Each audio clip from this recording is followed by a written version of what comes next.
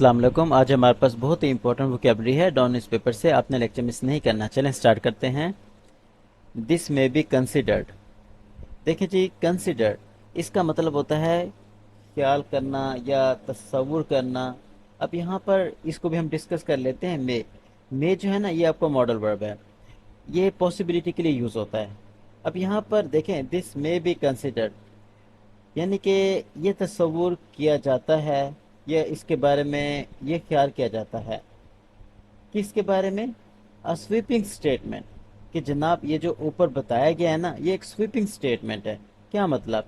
जैसा कि हम कहते हैं ना कि ऑल पॉलिटिशियंस आर करप्ट, तो इसमें मैं भी कोई ऑनेस्ट भी हो सकते हैं। तो एक स्वीपिंग स्टेटमेंट है ये। यस। तो अब ये जो स्टेटमेंट दी गई है ना ऊपर, उसके बारे में ये ख्याल किया जा रहा है, this may be considered a sweeping statement of rampant corruption. Rampant corruption इसका मतलब है वाइड स्प्रेड और अनचेक करप्शन, यानी कि ऐसी करप्शन जो बड़े पैमाने पर हो रही हो और उसे यानी कि ज़्यादा चेक ना किया जा रहा हो। ठीक है। अब ये ख्याल किया जाता है कि ये मे भी एक स्वीपिंग स्टेटमेंट हो। किसके बारे में?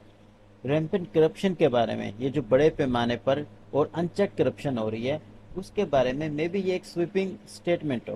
ठीक है। अब हम मजीद इसके बारे में ये जानते हैं। देखिए, ये जो मे है ना, ये आपका मॉडल वर्ब है और यहाँ पर ये पॉसिबिलिटी शो कर रहा है।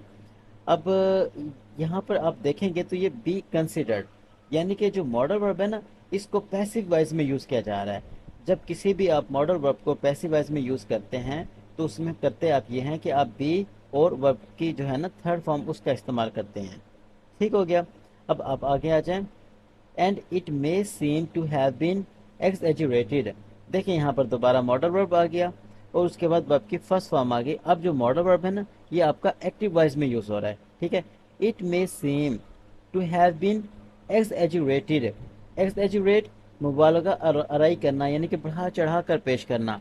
अब वो ये कहता है कि लगता तो ऐसा है कि बहुत ज़्यादा मुबालगा अराई की गई है, बढ़ा चढ़ा कर पेश किया गया है। ठीक है। आगे देखें। बट द ग्राउंड रियलिटीज, लेकिन ये जो ग्राउंड रियलिटीज है ना, वो सपोर्ट करती हैं किसको? द एलिगेशन को। जो इल्ज़ामात हैं उनको ये जो ग्राउंड रियलिटीज है ना, ये सपोर्ट करती हैं। इल्ज़ामात कौन से हैं? अब अगर यहाँ पर आप आ जाएं, देखें। अकॉर्डिंग टू द कॉन्ट्रैक्टर, एक कॉन्ट्रैक्टर है, उसने क्या बताया कि 80% of the budget is consume by commissions and only 20% is left for actual work.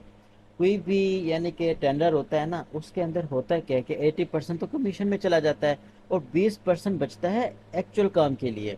ठीक है।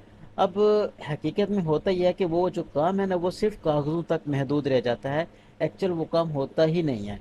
अच्छा जी, आगे आ जाएं। वो कहता है कि लेकिन जो ग्राउंड रियलिटीज है ना, वो सपोर्ट कर रही है इन एलिगेशंस को, इन इल्जामात को, एक्सेप्ट सिवाय पॉसिबिलिटी है for the percentage distribution. May be percentage में थोड़ी सी चेंजिंग हो, जैसे कि यहाँ 80% है, मे बी ये 90% कमीशन में चला जाता हो और 10% एक्चुअल वर्क के लिए रह जाता हो। इसमें पॉसिबिलिटी है, वो कहता है। जो परसेंटेज बताइए ना इसकी डिस्ट्रीब्यूशन में, इसमें चेंजिंग हो सकती है, लेकिन जो ग्राउंड रियलिटीज है ना, वो वाकई सपोर्ट कर रही है इस यानी कि इल्ज़ाम को। ओके हो गया। चले मिलते हैं नेक्स्ट वीडियो में। Thank you.